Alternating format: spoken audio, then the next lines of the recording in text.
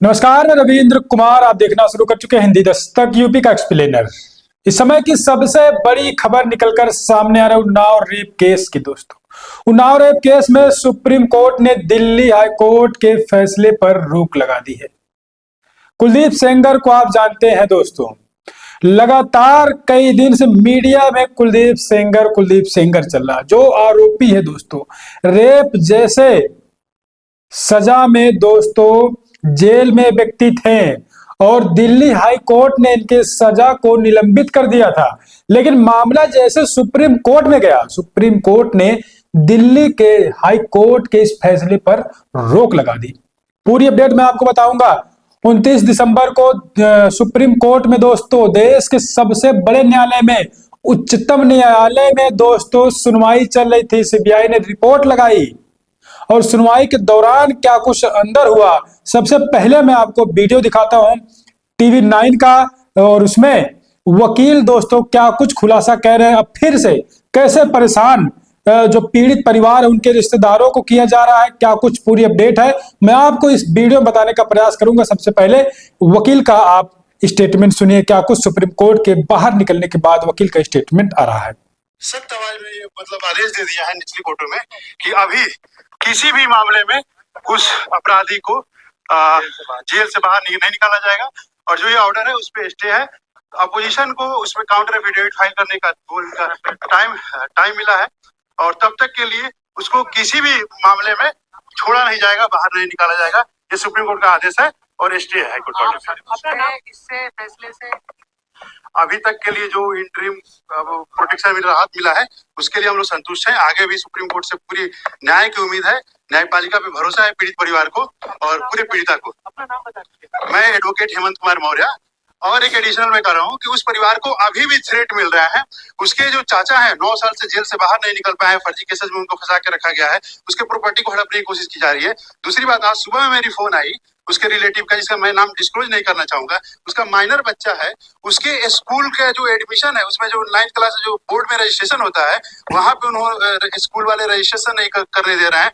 अलग अलग उनके जो अपराधी है उसके एसोसिएट्स द्वारा इस परिवार को अलग अलग एंगल से परेशान करने की अभी भी कोशिश की जा रही है और बाहर निकलना खतरा। कौन कह रहा है? ये अपराधी के एसोसिएट्स हैं जिनका नाम तो नहीं, लेकिन वो अलग अलग तरीके से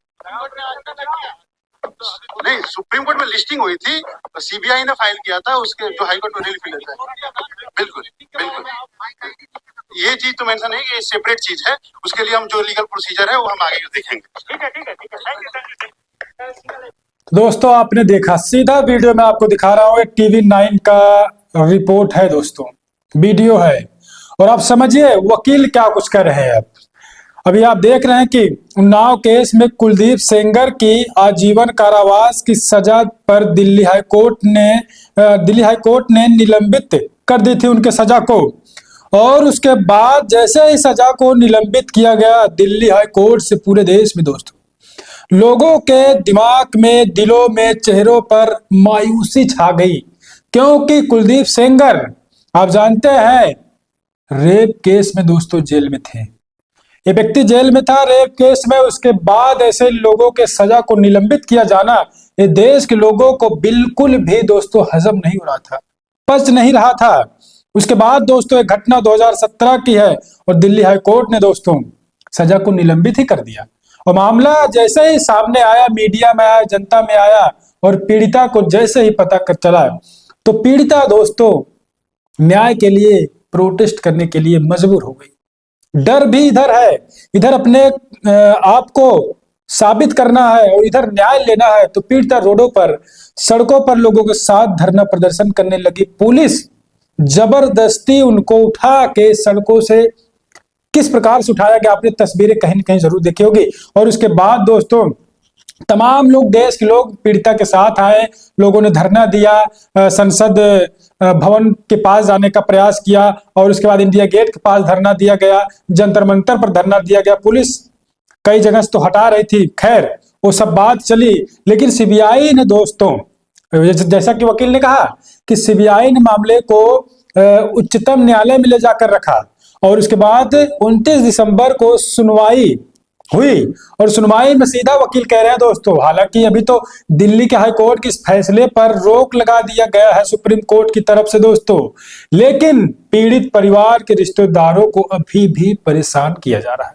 आप देख रहे हैं जो पीड़ित के चाचा हैं, पीड़ित महिला के जो चाचा है दोस्तों, काफी लंबे समय से जेल में है और उनके प्रॉपर्टी को भी अब हड़पने का, कब्जा करने का पूरा प्रयास किया जा रहा है। और वहीं पीड़ित परिवार के रिश्तेदारों के बच्चों के नाम को, उनके एजुकेशन, उनके शिक्षा के साथ भी किस प्रकार से खिलवाड़ किया जा रहा है। 9th में बच्चा पढ़ता है तो 10th में एग्जाम देने के लिए 9th में जो रजिस्ट्रेशन एग्जामिनेशन का होता है उस पर भी अब बाधा पड़ रही है और परेशान उनको हर तरह से किया जा रहा है।